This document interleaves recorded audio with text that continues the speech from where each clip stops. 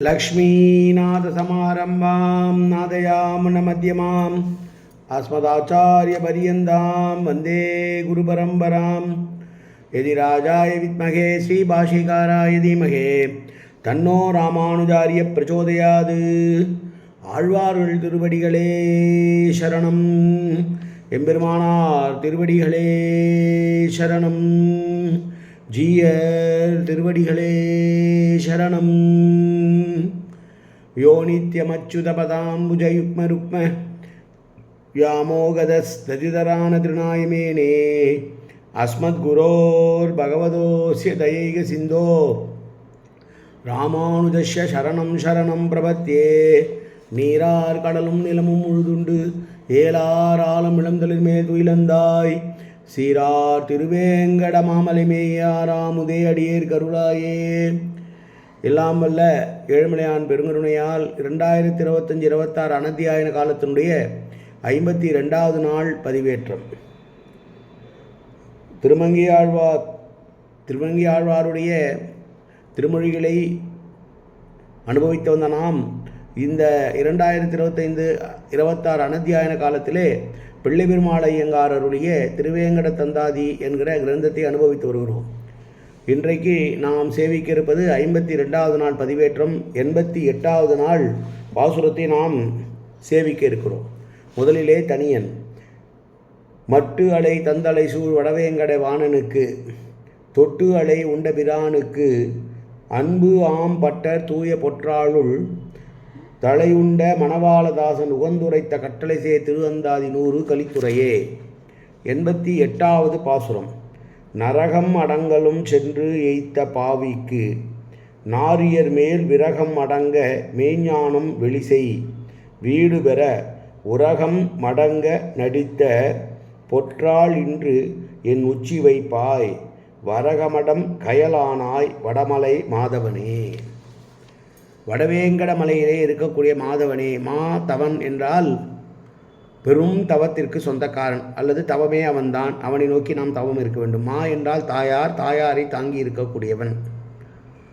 ஏ மாதவனே, எனக்கு சிற்றின்பம் ஒன்றே பெரிதாக கருதி விலை மாதர் மீது மனம் சென்று அலைபாய்ந்து அவள் உடல் மீதே இன்பம் தீக்க வேண்டும் என்கிற இந்த எண்ணத்தை போக்க வேண்டும்.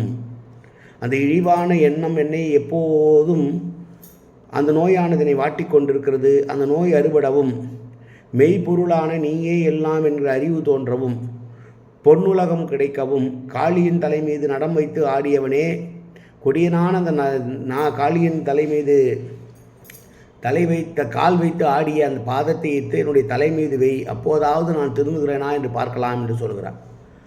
நீயே சிறந்த ஆமையாகவும் மீனாகவும் பிறந்தவன். திருமலையிலே இப்போது எழுந்தருளிருக்கிறாய். உன்னை பார்த்தாலே பல தீவினைகள் போகும் என்பது நம்பிக்கை. எனக்கு எல்லா நேரத்திலும் பெண்ணின்பம் என்பதே முக்கியமாகப்படுகிறது. அதிலும் குறிப்பாக விளமகளிர்பால் எனக்குள்ள ஈடுபாடானது குறையவில்லை என்று அவரை பற்றி சொல்லுவதாக பேசுகிறது இந்த பாசுரம். அப்படி இந்த பெண்ணின்பம் ஒன்றே எனக்கு முக்கியமாக இருக்கிற இந்த நேரத்தில் அதனால் ஏற்படக்கூடிய தீவினைகள் எல்லாம் என்னை பற்றக்கூடும். அப்படி அந்த தீவினைகளிலிருந்து நான் விலகவும் அந்த எண்ணம் எனக்கு மாற வேண்டும் என்று சொன்னால் உன்னுடைய பொற்பாதமின் தலை மீது வைக்கப்பட வேண்டும். எப்படிப்பட்ட பொற்பாதம் என்றால் கொடிய நாகமான காளிங்கனுடைய தலை மீது நடனமாடிய பொற்பாதம். காளிங்கன் என்கிறவன் ரமணகத்தீவு என்கிற தீவிலே இருந்தான். அந்த தீவிலே அவன் செய்த கருடனுக்கு எதிராக அவன் செய்த கிளர்ச்சியின் காரணமாக கருட பகவான் இவனை துரத்த ஆரம்பித்தான். கருடன் துரத்த ஓடி வந்து இங்கே வந்து ஒளிந்து கொண்டான். எங்கே? பிருந்தாவனத்திலே. வந்தவன் சும்மா இருந்திருக்கலாம். வந்த இடத்தை விஷமயமாக்கினான். அங்கு யாரும் வர முடியாத அளவுக்கு தன்னுடைய ஆதிக்கத்தை நிலைநிறுத்தினான். அங்கே ஒரே ஒரு மரம் இருக்கிறது. அந்த மரம் மட்டும் பச்சை பசேல்னு இருக்கான். காரணம், ஒரு நேரம் கருடனானவன் அமிர்தத்தை எடுத்துக்கொண்டு போகிற போது ஒரே ஒரு சொட்டு அந்த இடத்துல விழுந்ததுனால அங்கிருந்து அந்த மரம் மட்டும் வாடாமல் விஷம் தன்மை பாயாமல் நல்லா இருக்குது. கண்ணனோடு சேர்ந்து எல்லோரும் அங்கே செல்கிறார்கள். அப்படி செல்லுகிற போது அந்த குழந்தைகள் எல்லாம் அந்த நீர்நிலை அருகிலே போகாத கண்ணான்னு சொல்லும் போதே இவன் போகிறான். இவனை துரத்திட்டு வந்து அந்த குழந்தைகள் எல்லாம் மயக்கம் போட்டு விழுந்துடுறாங்க. உடனே இவன் என்ன செய்கிறான், அந்த மரத்து மீது ஏறி காளிங்கனுடைய தலை மீது குதித்து புரட்டி எடுத்து அவன் தலை மீது நடனமாடி அவனுடைய கர்வத்தை அடக்கி அவனுடைய பெண்கள் மனைவிகள் இருவேறு வணங்க இவனை கண்ணனை வணங்க அவன் ஒழிந்து போ என்று மீண்டும் ரமணகத்தீவுக்கு அனுப்பி வைத்தான்.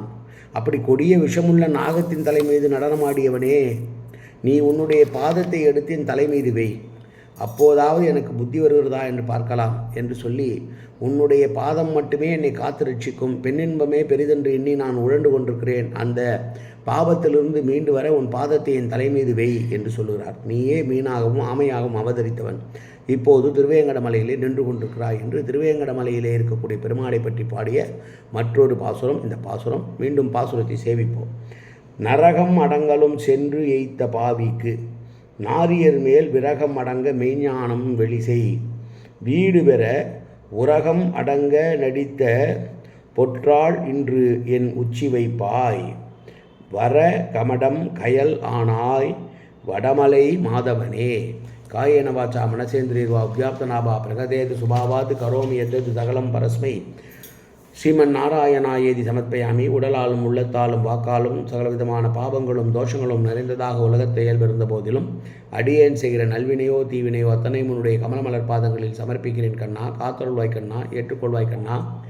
எப்போதும் திருநாமம் கண்ணா கண்ணா கண்ணா என்று என் நாவில் வருவதற்கு அருள்புரிவாய் கண்ணா. சர்வத்திர கோவிந்தநாம சங்கீர்த்தனம் கோவிந்தா கோவிந்தா கோவிந்தா கோவிந்தா கோவிந்தா கோவிந்தா கோவிந்தா கோவிந்தா கோவிந்தா.